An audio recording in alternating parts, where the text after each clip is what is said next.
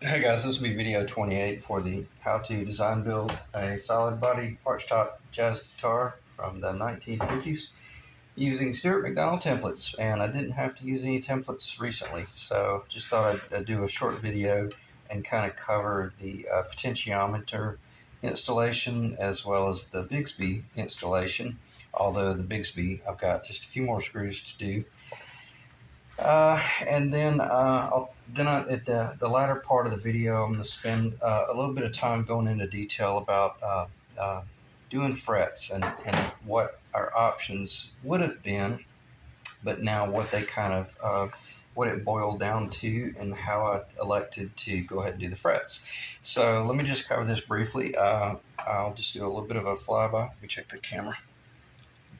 I want to keep the camera kind of close to the table, because I'm about to start talking about the the fretboard, and I don't want the camera too far back just to capture this. We've all seen it. We all know what it's supposed to look like, but it turned out really good. I'm very happy with the angle, the pitch. I'm gonna let that. Well, no, I better not do that. I'll briefly cover this. They're pretty much exactly where I said I was going to drill the locations. It's not like they're all just drilled straight down perpendicular to the back plane or the centerline plane. They are drilled according to the location and the contour of the body. However, because the contour was a little bit hard right there, I took that one, and as I mentioned, that one right there, I did stand it up that way, just a very small amount, not much, maybe about a 32nd of an inch. And the same, in order to complement that one, I did the same thing with this one. The main reason for that is visually, you don't want to look at the guitar and visually see that they're all pointing in different directions. But if you put every one of them straight up and down, you would definitely see a hell of a gaping area under each one on this side right here. So you got to tilt them a little bit. All right, and even that's all of the 50s and even the modern ones they're tilted, but they're all tilted on one particular angle, and I don't know what that degree is. It's probably 1 degree. But nonetheless, they turn out really good, and everything's just, it is what it is. Do a brief. Oh, shit, I knew I'd do that. At least it fell on the phone. That's lucky. Take a quick picture. I'll talk about that stuff later. Yeah, I'll cover this briefly.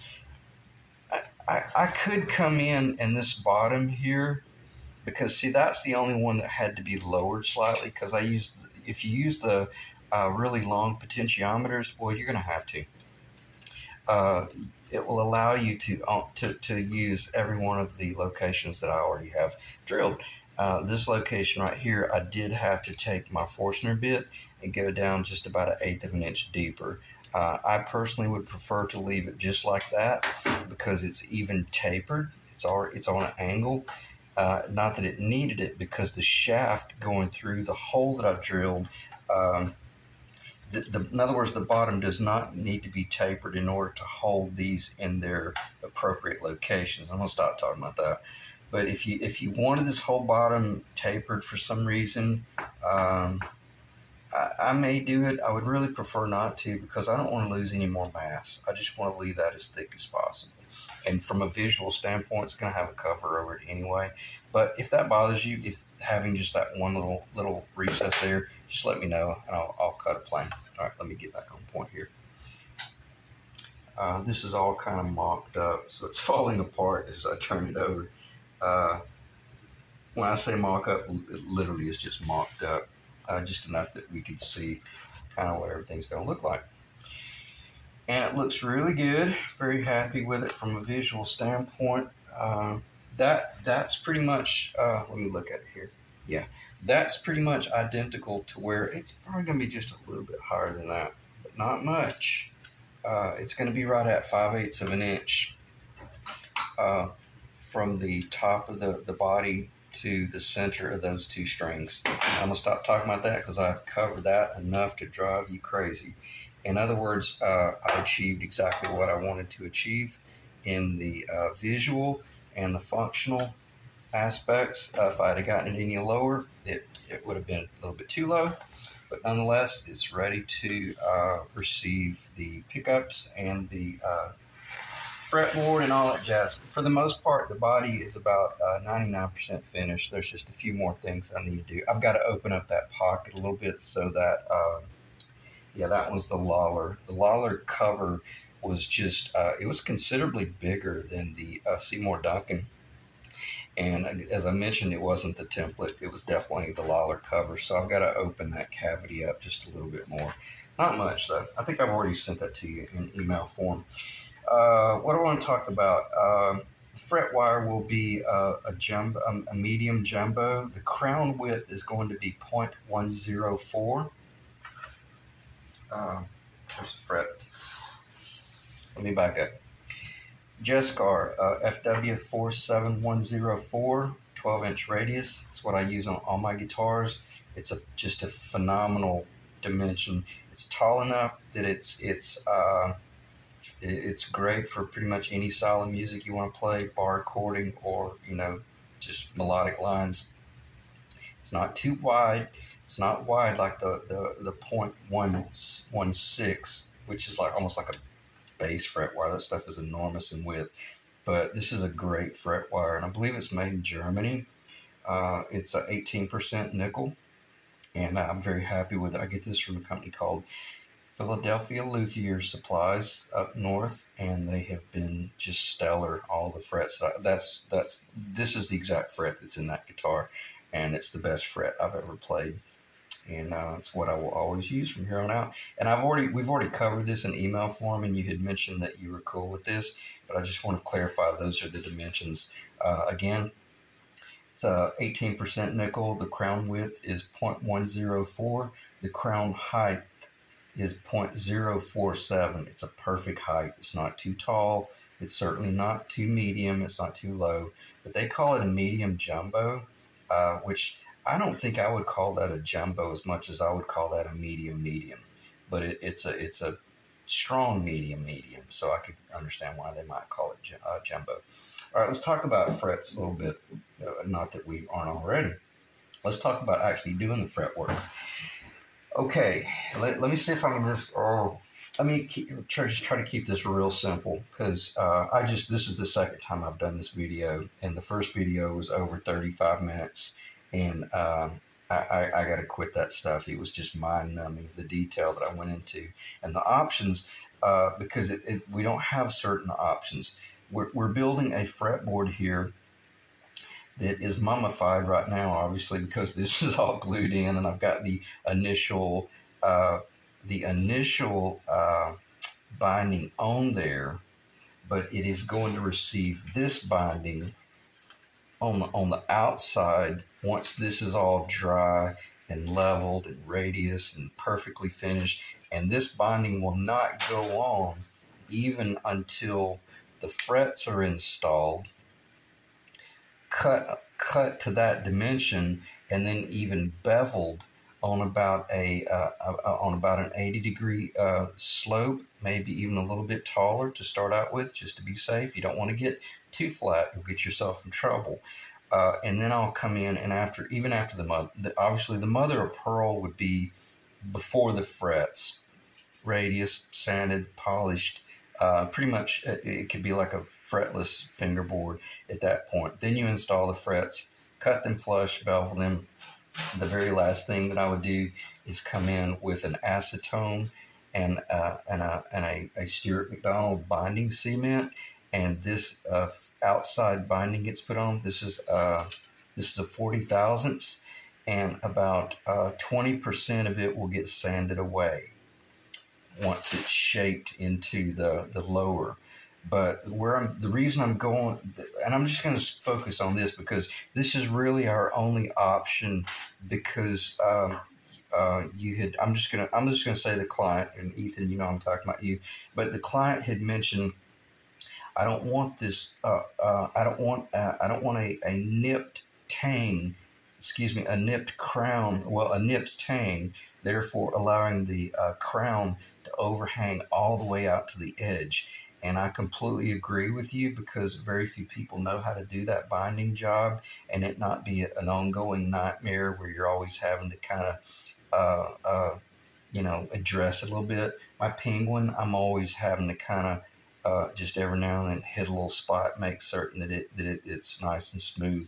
But the design I'm talking about is going to be per the true, per the client's request. The end of the end of the fret will hold off of the edge of the finished fretboard about not quite a millimeter, but fairly close to a millimeter. And it will assure you that it looks more like the 50's design in that. See if I can find a pointer here. In that, okay, is that in the camera? That should be in the camera fairly well. Okay, the fret will go all the way out to the edge of this binding that's on there now. And then that fretboard will get almost treated as though it's finished. I'll flush everything, I'll bevel everything, I'll even go ahead and sand and polish it a little bit. And then once it's all finished and said and done, then this binding right here, which is 40 thousandths, will get glued onto the fretboard. Now keep in mind the fretboard will have not yet been installed on the lower. It's still just the fretboard, but it will be on a jig that is perfectly flat and assures that there's no twist in it or none of that. And it's not, because it dried on a jig with the binding work there, and that assured that it didn't glue it into any sort of pre-warped state. But then, so after all that's said and done, and the mother pearl is in, and the frets are leveled and not necessarily polished, but leveled, and they're playable. Then I'll install that outer binding melded with the acetone and the cement, and then it will become visually it will become a single piece of binding, and I'll actually also physically as well, because it'll melt the two pieces together. And I say that to say this: it'll be the bar none best solution for both of us, because it'll guarantee that your frets stop shy of the edge of the fretboard, but not so far into the fretboard itself that you run the risk of your frets, slipping off the edge. Okay, and that's just common sense. We all, even guys that don't know anything about guitar building, know the importance of, the fretboard's got to be a certain width, a minimum width, and we're definitely there with all of our engineering. Okay, so that's basically exactly what it will look like. Oh, I almost spilled my coffee. That's exactly what it will look like on the outside, but just keep in mind, because it's going to be a custom, it's going to have the wider white up here on the inside. And I'm about to show you, let's see if I can do this without knocking the camera loose, how I'm going to pull this off. So just envision that's our fretboard, okay? And I've got this binding that is on there, and let's say it's been drying for 2 days and it's just rock hard and it's ready to be shaped and sanded, and because I got to put this on a jig, and I've got to take my 12-degree radius and block, put on a track that will guarantee that the block stays perfectly true, and I've got to burn all of that binding off on a 12-degree radius. Okay, now the way I used to always build the guitars, that would have been the finished fretboard. It would have had the nipped tang, and that fret would have gone all the way out to the outside, and I would have had all that enormous custom luthier work to finish off the frets. We don't have to do that with this one, because with this one, once all this tapes off, or once I've achieved that 12-degree radius fretboard and binding, I'm going to call it the 80% binding work, I will then be able to take my fret saw and saw every one of the fret slots, cut the binding into, okay? And then that will allow me to do all of my binding, all of my frets, and I'll let them overhang just, maybe oh, maybe just, I don't know, just whatever I can feel. If I can reach up and feel it, it might be a half a millimeter, maybe a 32nd of an inch max. And then again, there might be one or two every now and then that hangs over really far, and I reach up and I snip them off. Why? Because I'll be coming in with a machinist file and doing some really fine flush work where I will be flushing the frets. Just imagine that binding's not there, where I will be just flushing the frets with the edge of that. I'm sorry, I should have it turned up like that. Where I'll be flushing the frets with the edge of that ebony, or actually with the edge of the binding. I hope I didn't lose anybody there. Okay, so it'll basically be like that right there. And then one would think, well, wait a minute, that's not finished. No, of course not. It's not finished, because the whole fretboard is going to look like that right there. Everything's perfectly straight up and down. Now, before I do this final outside cap, I got to go ahead and do the bevel work. Okay, I got to bevel the crown. And I'm going to bevel these. I've already done the math. It's probably going to be about right at 80 degrees. It certainly is not going to be less than 80 degrees. It's going to be between 80 to 85 degrees. No, it won't be that high, because, see, that's 90 degrees. It'll probably be about 75 to 80 degrees to start. And then I'll do the polish work even, and sand it and clean it. Then I'll do the outer binding, and I can still come in here, and if I need to bevel it a little bit more, I can. I'm going to stop talking about that, because that's just all hypothetical. I say all that to say this. As I mentioned in the email earlier today that I shot you, Ethan, being a player and a builder, to me, this is the most critical part of the entire job. And what's really important about it is that I do it once, I ship it to you, and you never have to deal with it again. And that's exactly what we're going to be able to achieve.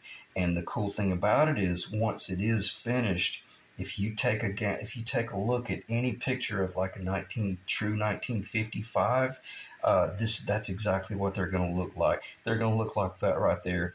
The fret is going to the end of the fret is going to step in from the outside edge exactly like you requested, and it's going to guarantee that you never have any sort of hang up or anything, but it is going to guarantee that you have enough footprint so that the strings, and I'm being redundant here, but it's going to guarantee that you have enough footprint so that the high E and the low E have a surface to land on, even if you're getting really wiggly with your blues and your bending and all that jazz, whether it's positive, bending, or negative, whether you're pushing up or pulling down. Okay, so should be an exceptional fretboard as far as even if you're a really hard player.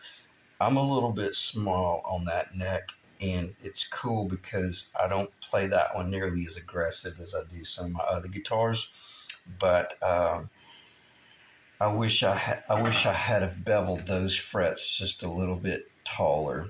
I put them on about a 70 degree, maybe 65, and it's a little bit too flat, because every now and then when I'm in the 5th or 7th fret, sometimes the high E, the low E, sometimes the low E will jump off the side of the fretboard. But being a player, I just kind of know how to work it.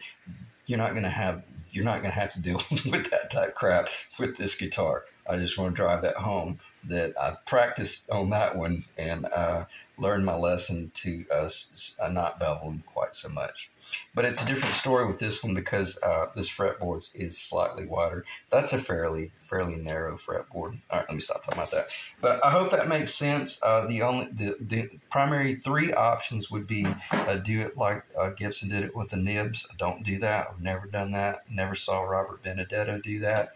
And I learned how to do all my fretwork from Robert Benedetto's video series, and he builds them exactly like any pro jazz guitar luthier would have built them, where, keep in mind, he was doing a lot of the multiply binding up the side of the fretboard.